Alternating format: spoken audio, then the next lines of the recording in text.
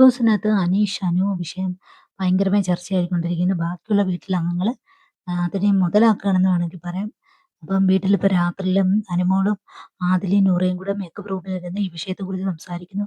ലാലേട്ടൻ ചോദിച്ചപ്പോൾ എന്തുകൊണ്ട് നീ കറക്റ്റിന് മറുപടി പറഞ്ഞില്ല എന്ന് ആദില് ചോദിക്കുന്നുണ്ട്. ആദില് അനുമോളോട് ചോദിക്കുന്നു, നീ ഇവിടെ പറഞ്ഞത് നിനക്ക് സഹോദരനെ പോലാണ്, പിന്നെ ബ്രദറാണെന്നൊക്കെ പറഞ്ഞിട്ട് എന്തുകൊണ്ട് അവിടെ പറഞ്ഞപ്പോൾ നിനക്ക് കറക്റ്റിന് മറുപടി പറഞ്ഞൂടാ, നിനക്ക് നിന്റെ സ്റ്റാൻഡ് വെളിപ്പെടുത്തിക്കൂടാ, നീ എന്തുകൊണ്ട് ഉറച്ചൊരു നിലപാടിൽ നിന്നില്ല എന്ന് ആദില് ചോദിക്കുന്നത്. ആദില് ചോദിച്ചത് കറക്റ്റാണ്. അനുമോൾ എന്തുകൊണ്ട് അവിടെ പറഞ്ഞില്ല? എനിക്ക് താല്പര്യമില്ല, എനിക്ക് ബ്രദറിനെ പോലെയാണെന്ന് പറഞ്ഞിരുന്നെങ്കിൽ ഈ വിഷയം ഇവിടെ അവസാനിപ്പിച്ചേനെ. ഇപ്പൊ ഇവിടെ ഒന്നും തൊടാതെ അവിടെ തൊട്ട് ഇവിടെ തൊട്ട് പറഞ്ഞത് കാരണം ഇപ്പൊ വീട്ടിലുള്ളവർക്ക് അനുമോൾക്ക് സമ്മതമാണോ, അനീഷേട്ടന് സമ്മതമാണോ എന്നപ്പോ ഇത് അങ്ങോട്ടും ഇങ്ങോട്ടും ചോദ്യങ്ങളുമായിട്ട് നടക്കുകയാണ്. അപ്പൊ അനുമോളും ആദിലയും നൂറയും കൂടി ഈ വിഷയം ആരോട് പറയുന്നു? നമ്മുടെ നിവിനോട് പറയുന്നു. നിവിൻ അത് അനീഷേട്ടനോട് എന്ന് പറയുന്നുണ്ട്. അങ്ങനെ അവിടെ ആകെ കുളമൊക്കെ ആവുന്നുണ്ട്.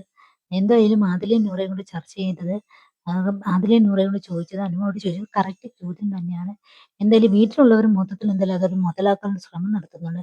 കാരണം നമ്മുടെ ഷാനവാസ് അത് മുതലാക്കാൻ ശ്രമിക്കുന്നുണ്ട്. ഷാനവാസ് ആണെങ്കിൽ അനുമോളുടെ വീട്ടിൽ പോയി അനീഷിന് വേണ്ടി അനുമോളെ ചോദിക്കും, അനുമോളുടെ അമ്മ സമ്മതിക്കും എന്ന രീതിയിലൊക്കെ നമ്മുടെ ഷാനവാസ് വീട്ടിനുള്ളിൽ സംസാരിക്കുന്നുണ്ട്. അനീഷ് അന്നേ പറഞ്ഞിട്ടുണ്ട്, എന്റെ കാര്യത്തിൽ ആരും ഇടപെടണ്ട എന്ന് പറഞ്ഞിട്ടുണ്ട്. ഷാനവാസിനോടും പറയുന്നുണ്ട്, എന്റെ കാര്യത്തിൽ നീ ഇടപെടണ്ട, എനിക്കറിയാം എന്റെ കാര്യം നോക്കാനെന്നൊക്കെ പറയുന്നുണ്ട്. എന്തായാലും ആകെ ഒരു കുളമായി കിടക്കുകയാണ് ആ വീട്ടിലുള്ള ഫുള്ള്. എല്ലാവരും ഇപ്പൊ ചർച്ചയിൽ, ഇപ്പൊ രാത്രിയിൽ ആരും ഉറക്കം ഒഴിഞ്ഞിട്ട് ചർച്ച ചെയ്യിക്കാണ്. അനുമോളാന്നെ ആകെ ടെൻഷനിൽ ഓടി നടക്കുന്നു. അനുമോൾ നിവിന്റെ അടുക്ക പറഞ്ഞു, നിവിൻ ചെന്ന് വേറെ പല കാര്യങ്ങളും അനീഷിനോട് പറഞ്ഞ് അങ്ങനെ ആകെ ഒരു കുഴഞ്ഞു മറിഞ്ഞ രീതിയിലാണ് ഇപ്പൊ വീട്ടിനകത്ത് നടന്നുകൊണ്ടിരിക്കുന്നത്.